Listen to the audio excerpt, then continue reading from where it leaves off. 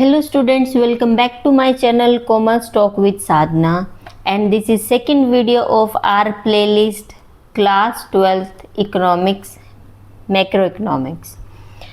In first video we have covered the marking scheme of CBSE and our syllabus and weightage of chapter wise according to our exam. We have discussed strategy, that how we should attempt exam of boards. So now from today we are going to start our theoretical part, that is we will today complete first chapter of macroeconomics, that is basics of macroeconomics. So first of all, imagine that you are running a single lemonade stand. Got it? And you care about your sugar cost, your price per cup. You are competing with the kid down the street. This is microeconomics. Why? Because you are dealing at your individual context. So this is microeconomics. Micro means small. Got it? Now imagine you are suddenly appointed as Prime Minister or President of entire nation. So now you no longer care about that one lemonade stand. Now you will care about whether all citizens can afford food, whether millions of unemployed people can find jobs, or whether our factories are producing enough wealth to keep us out of debt. So you are looking at whole perspective, or you are looking at forest, not the trees. So in a broad way you can say that micro is a tree, while as your macroeconomics is a whole forest. So when you see things from broad perspective, that is microeconomics. Got it? So definition of macroeconomics is: macroeconomics is the branch of economics that studies the economy as a whole. Means that when we study economy as a whole, it will considered as macroeconomics. Macro means big. Let me write here. Macro means big, at large level. It examines economy-wide phenomena such as total output, total employment, general price level, economic growth, and the balance of trade. Unlike microeconomics, which focus on individual customers and firms, macroeconomics looks at the big picture. So where like individual or microeconomics is a tree, or macroeconomics is a whole forest. So macroeconomics is a study of economy as a whole, dealing with aggregate variables like national income, aggregate demand, aggregate supply, price levels, unemployment, and economic growth. So where do this macroeconomics term coin from? The word macro comes from Greek word that is macros, and macros means large.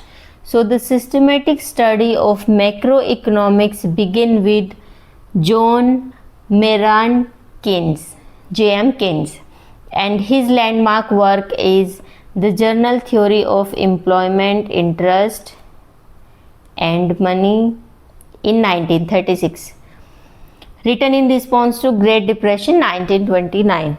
This is not as much important according to your board, but if you will write this, it will give a good impression to your examiner. Got it? So from where macroeconomics term came?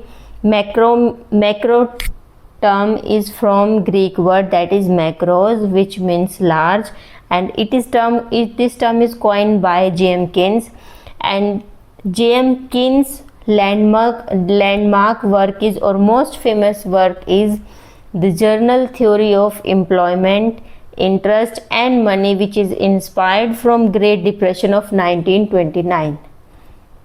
Got it? Now let's come to what is difference between microeconomics, macroeconomics. I have given you a I have given you a broad perspective that from where you can understand what's micro, macro. But let's dive deep into this topic, that what comes under macroeconomics, what comes under microeconomics. Got it? So first is meaning. Microeconomics is study of individual economic units. Here we study only individual units, but here we study economy as a whole. We study about whole economy. Focus individual, customer, farm, or when we do discussion or context about only one person or individual item, that comes under micro. But when we will discuss about whole nation, whole employment, price level of a country, that is macroeconomics. Price, here we will deal with price of a single food, but here we will deal with general price level. Scope, its scope is narrow or partial analysis, it is broad and aggregate analysis. Tools are demand and supply, utility, IC curve, but here tools are national income, aggregate demand, aggregate supply. Got it? Founder of microeconomics is Alfred Marshall, whereas founder of macroeconomics is J.M. Keynes, as I have told. Example is demand for sugar, but example of macroeconomics is inflation in India. Now I hope the difference between macroeconomics and microeconomics is crystal clear to you. Got it? So now let's come to what is scope of macroeconomics. All these you will study further in chapters. So first scope is national income and output. Here you will measure GDP, GNP, NNP, NDP. These all terms may look difficult to you, but when we will complete step by step, then you will familiar with all these terms. Then employment theory. In employment theory we will cover full employment, unemployment. Phillips cover in general price, it is inflation, deflation, stagflation. Money and banking, money supply, credit creation, monetary policy. In economic growth we'll deal with long run growth, Harrod-Domer and Solow models. International trade, balance of payments, exchange rates, and in fiscal policy, government spending, taxations, and deficit financing. So today we have completed basics of macroeconomics. In basics we have covered meaning of macro, scope of macroeconomics, and difference between microeconomics and macroeconomics. Macro versus micro. Got it? So now we are going to do classification of goods. So there is a table on your screen which is depicting the classification of product on the base of use. Product is classified as consumer goods or industrial goods, and consumer goods are also divided into convenience goods, shopping goods, specialty goods, whereas industrial goods are like raw material, machine, components, operating supplies. Next classification of products is based on durability. This is durable and non-durable. Third classification is based on tangibility, that is tangible or intangible. I am explaining all these items one by one so that you can easily understand that what are these type of goods. So our products is classified on the base of various categories, and I am explaining them all one by one. First was on the basis of use, and first was consumer goods. Consumer goods are those goods, these are also defined as consumption goods, those final goods that directly satisfy human needs and wants. These are purchased by households for final consumptions. Got it? And its categories are, it is divided into various categories. That first is convenient, second is shopping goods,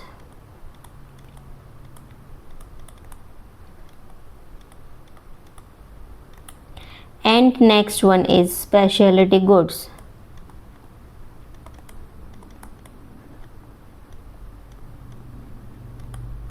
All these are type of consumer goods. So convenience are those type of goods which consumer buys without any thought or zero thoughts. These are daily use goods or necessity goods. Got it? Shopping version is that a customer spend weeks, less frequencies are there of these goods. And specialty goods are those goods which have unique characteristics and customers buy once or twice in a lifetime. It is rare for customers lifetime. Got it? And second classification is capital goods. And capital, these are capital goods. So as its name tells you that these are capital goods, means that those goods which are used in companies are known as capital goods. These are durable, high value, fixed assets which are used by producers in the production or process for many years. They don't satisfy a want directly. They are used as, their products are used as a raw material. Examples for capital goods can be raw material,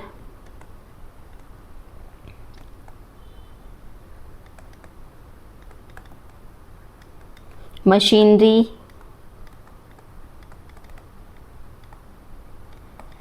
components, and operating supplies.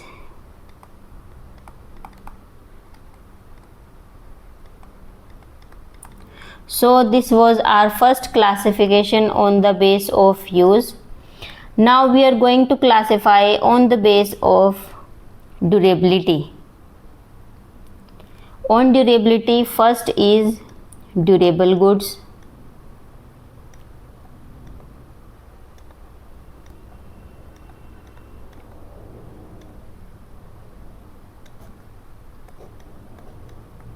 and second one is non-durable goods, and second one is non-durable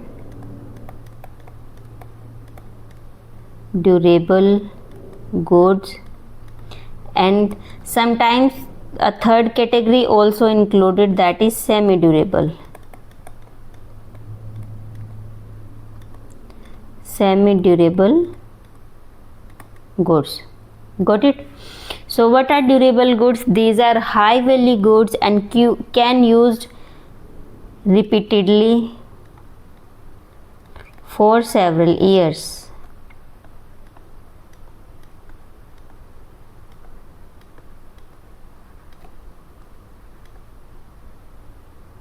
For several years. And non-durable goods are those goods that completely used up in single act. These are single used product.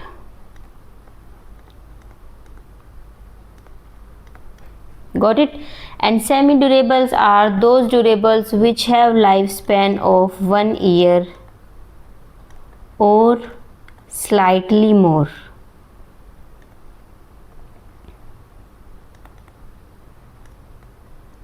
more. Got it? So this was on base of durability. Now our third classification is on the base of tangibility. That is, first is tangible assets or tangible goods, and second is intangible goods.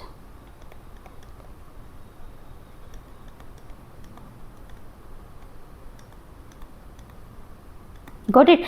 So tangible goods are those goods which you can see, which can be seen or touched physically. Got it? These are tangible goods. While talking about intangible goods can be feel. These can't be touched physically.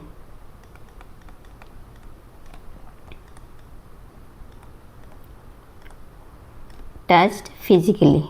Got it?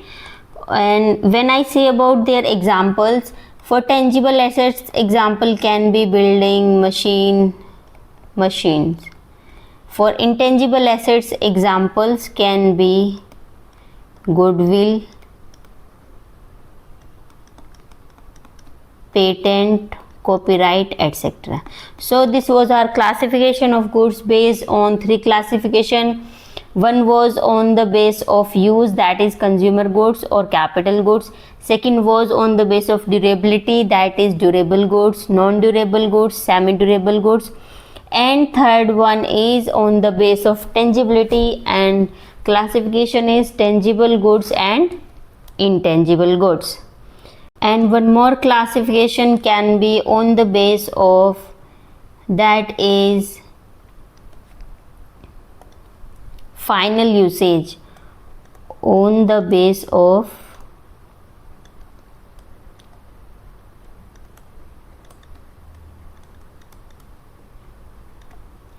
final usage. So first one is final goods,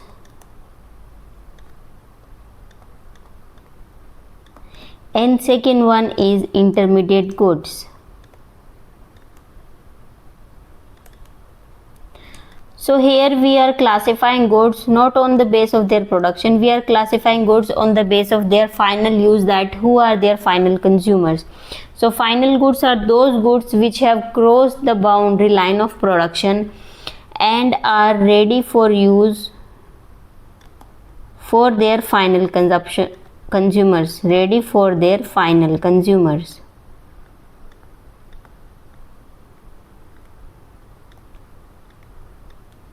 Got it? And what are intermediate goods? These are goods that remain inside the production boundary and they are purchased by one business from another, either for resale or can be used as raw material.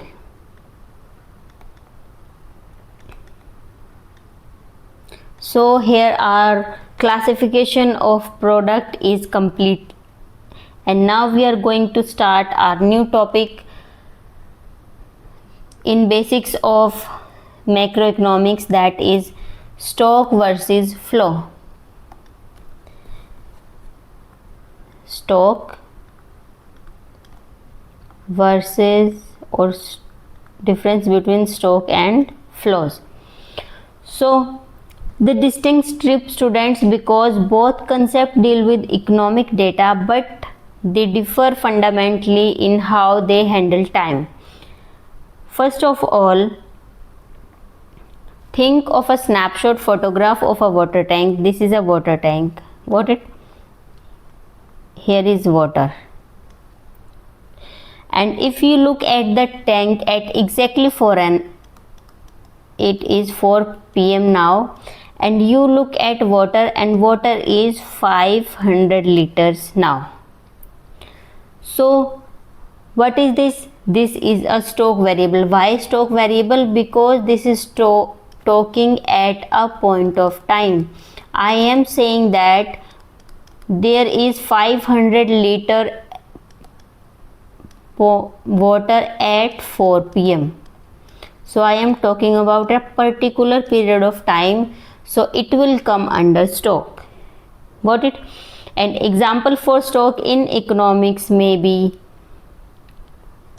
wealth, because you measure wealth at a particular point of a time, bank balance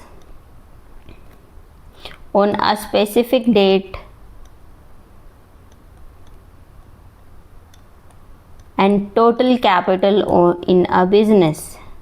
All these are examples of stock. Now let's talk about flow. Flow is any economic quantity that is measured over a specific period of time. I am talking that over a specific period of time.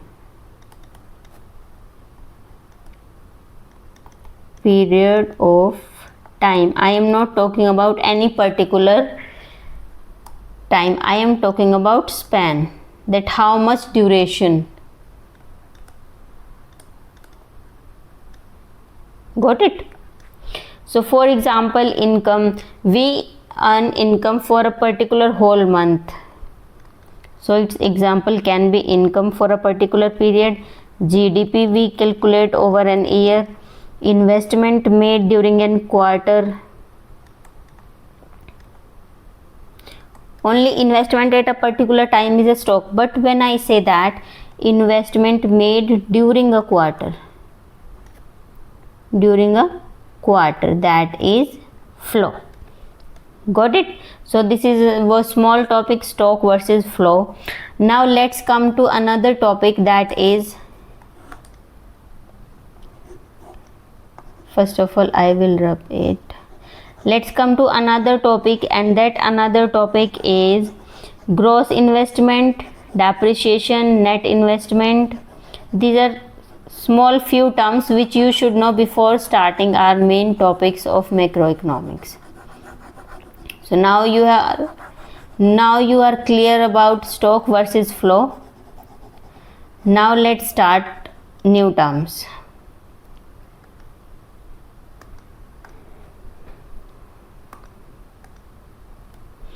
So first of all, what is gross investment?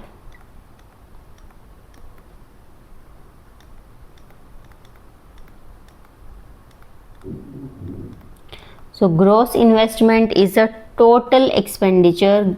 Where term gross comes, then you will calculate total. So gross investment is a total expenditure incurred by an economy on the acquisitions on new capital assets like machine, buildings, equipments during a year before accounting for any wear and tear. Got it? Next is depreciation. What is depreciation? Its another name is consumption of fixed capital, means the regular loss on wear and tear of assets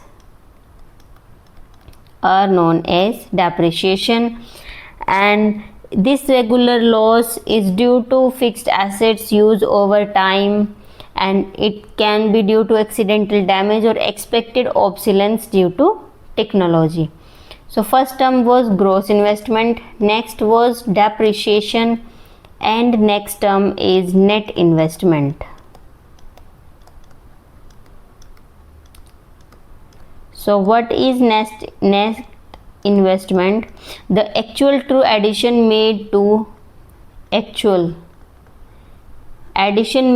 nation's capital stock. It strips away illusion of gross numbers by subtracting the value of wear and tear. So we subtract value of wear and tear from total investment. So net investment is, how to calculate net investment? Net investment is gross investment minus depreciation.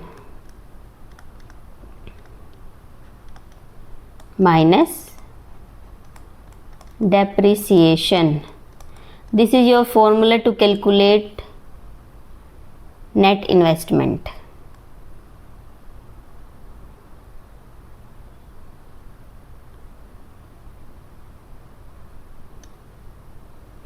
Got it? So it's all for today's class. Today we have covered basic concepts of macroeconomics. From tomorrow we will start cash flow statement. Tomorrow is day for cash flow statement. If you have any doubt, please tell me in the comment section. I will try to resolve it. See you in the next class.